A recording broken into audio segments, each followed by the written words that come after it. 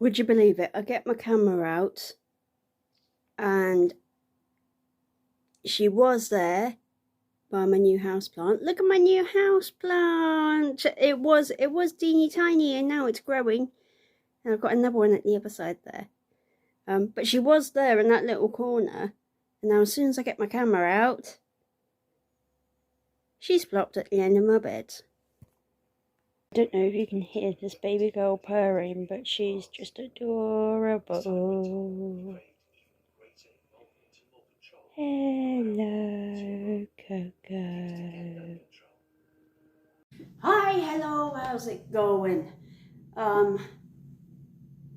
Yeah, the lighting's actually really good down here. I should film here more often. Right, I'm currently in the kitchen and it's 3 p.m. Yes, I'm making lunch / brunch at 3 p.m. It's been a weird day. I was in London yesterday and I'm still feeling a little bit sluggish, tired, so I'm making myself a brunch at 3 p.m. as you do. But I want to show off Starbucks reusable straw cup. I love it. I'm currently using it for water, but at the moment anyway. I really want to try Starbucks salted caramel. I can't pronounce it. Is it salted caramel cream cold brew? I don't know. But I bought this, and I just bought my regular cappuccino with, I added the chocolate on top with a little bit of vanilla sprinkles. It was very, very good. And I'm not a Starbucks drinker, so I was pleasantly surprised. So yeah, I'm very happy with that purchase. So yeah, I'm gonna get on and make myself some food. It's pretty warm in here today. It's been like a warmer spring over the past couple of days. So yeah, not quite sure what the weather is doing. Yeah, I just looked away because we've got a Ring doorbell and my phone pings and gives me a notification saying there's a motion at the front door. So get back to you in a minute. Stairs with my Starbucks cup and Cadbury's caramel nibbles. Right, now I've got to navigate the stairs without spilling anything. This will be entertaining. Right, here we go. Oh, hello. You can hear the creaking of the stairs. Oh boy. Whose crazy idea was this? Going up the stairs, filming with a selfie stick. Oh my word. And having a Starbucks takeaway cup filled with water and caramel nibbles in a little pot. Mine! Anyway, I've made it, just about. And now I've got to put them down. There's the nibbles. And there's the pot. I need just a sip of water.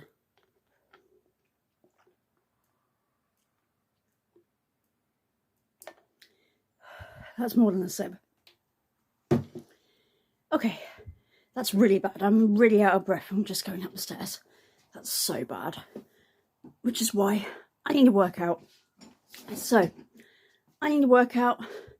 You probably saw in the background that I had Diane Buswell's YouTube on, and I'm out of a reading slump. So, I'm currently reading Magpie by Elizabeth Day.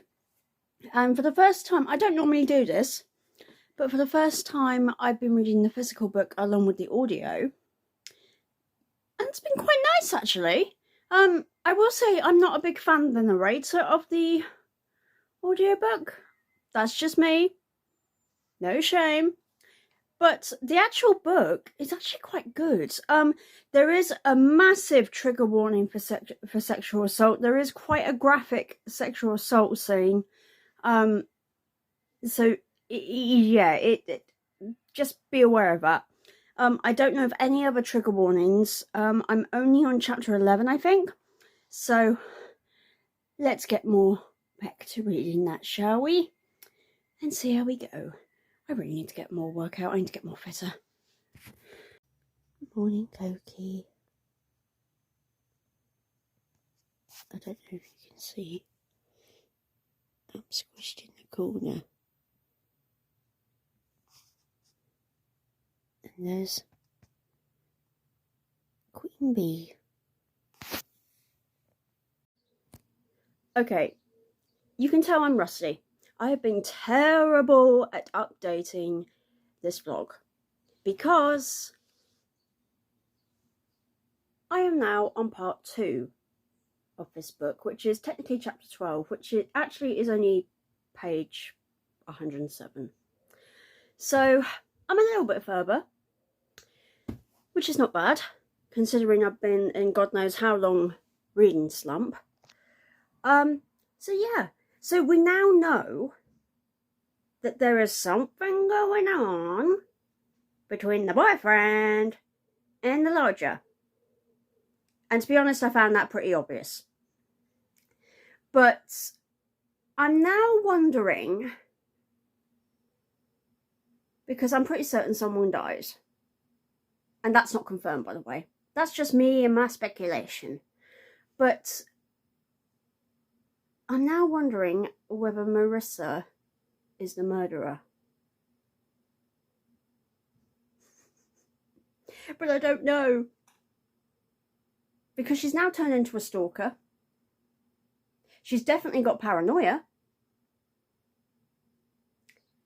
Yeah. So this book, Elizabeth Day, is keeping me on the edge. Which is a good thing. Especially when you've just come out of a reading slump. It's literally been a while. A long while. Okay, but I have finished Magpie by Elizabeth Day. Such an interesting concept. Far from what I was expecting. And I'm going to have to be so careful not to reveal what the actual concept is, because I really don't want to spoil it. But I thought I might try and explain a little bit more whilst I'm putting on my makeup. It's a Saturday, by the way, so I've got to go to work this afternoon. But I'm going to put on a little bit of makeup just because I feel like it. I feel like it's going to make me a little bit better. And look at those eyes! And I did actually sleep a little bit better today. And it's a warmer spring. And it's July. Almost August. What's going on? And there's wildfires in Greece. Hello, global warming. Oh my god. Right. Anyway, let's talk about Elizabeth Day's Magpie. So I went in thinking, why am I starting with foundation? I went in thinking that this is going to be a stalker thriller type thing. Whoa. It's set into 3 parts. So the first part, that's the way it was going. And in the second part, you get the perspective of Kate. The first part, you get the perspective of Marissa. And Marissa, wow. She has had it tough. And this is definitely spoilers. And there will be a written blog for this as well. I will put the link in the description as well for this. This is going to be paired together. So link in the description if you want the written version of this. That will definitely include spoilers, and I'm sure there will be spoilers in this as well. So spoiler warning.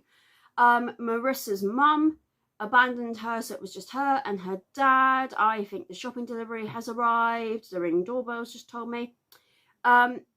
So what was I saying? Okay, Marissa.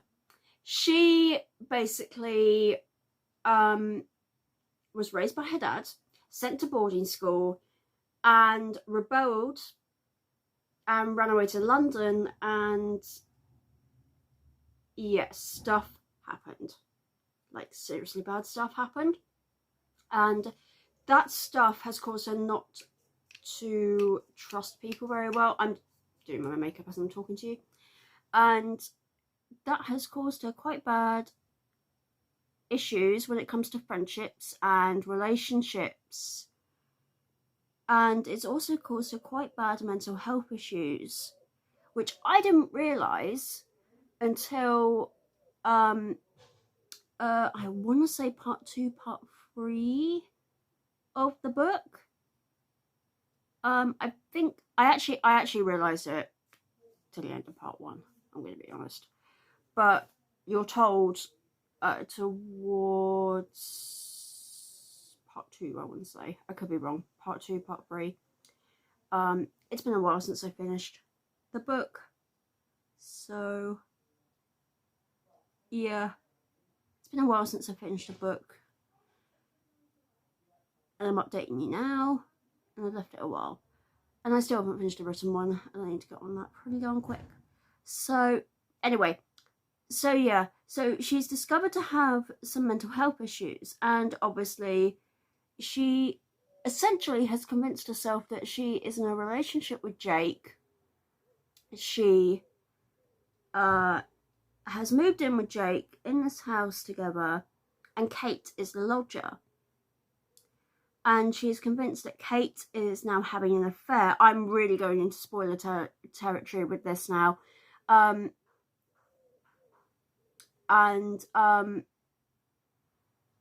Kate,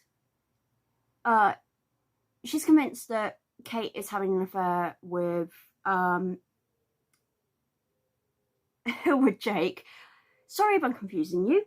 And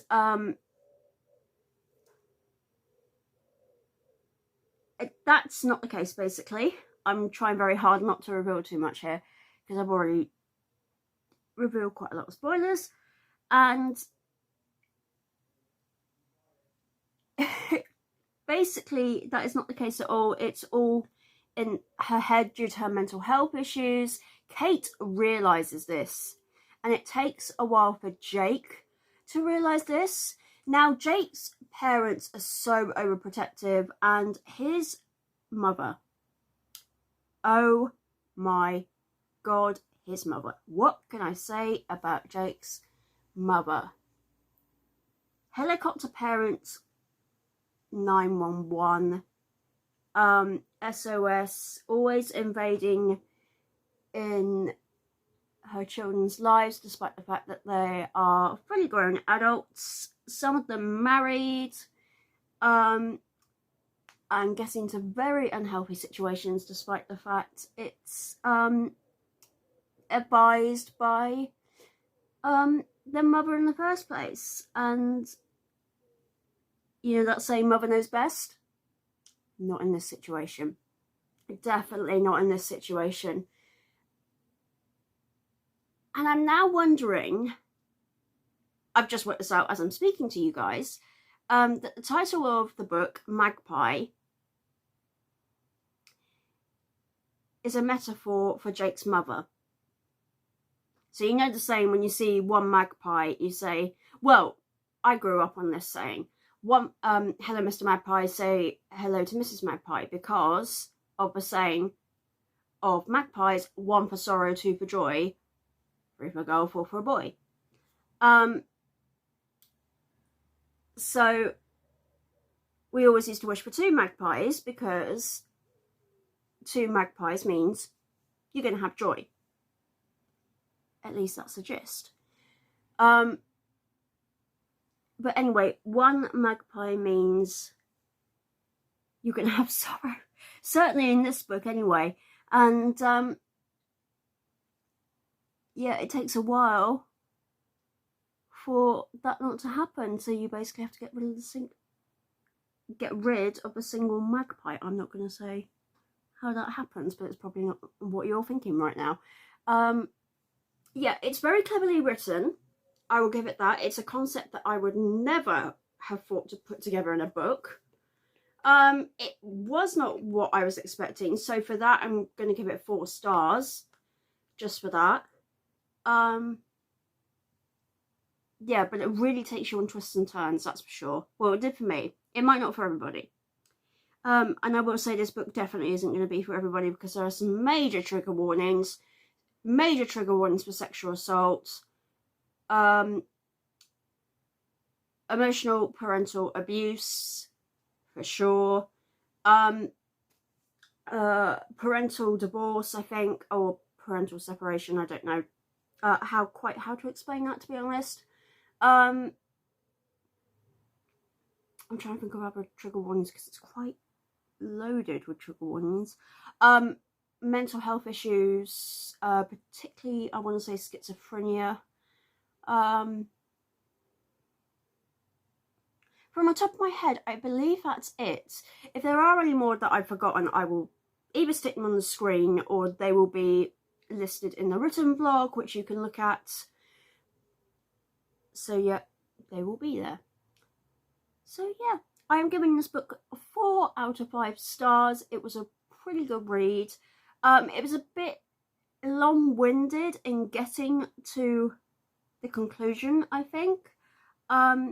Maybe it had to be, just because of the subject matter. I don't want to reveal what that subject matter actually is, because I think it is actually a really important subject matter, one that isn't talked about enough. Miscarriage and fertility. I've just given away what it is. But this is important. Loss of a child, miscarriage, and issues with conceiving a child. I've just given away what it is, pretty much. But I think it's an issue that that needs to be talked about. But it's a really interesting concept to put in a book, I think. I haven't read enough of that, and I think that's really interesting. And I didn't expect it to be in this book, so thank you, Elizabeth Day, to put into this book. And I am very interested to read more of Elizabeth Day's work after reading Magpie. So yeah, 4 out of 5 stars, and I hope you've enjoyed this vlog. It's been a bit of a mix-up type of vlog, this one. I don't know how this one's go, but I certainly will do more of these on the Description on Fiction channel. And if you want to see more me on the bookish kind, please subscribe to Descriptions on Fiction on YouTube. And also you can follow me on Twitter on Descriptions on Fiction at Twitter. Just type it in. And yeah, and I'm also on Instagram with Descriptions on Fiction as well. So yeah, thank you for watching.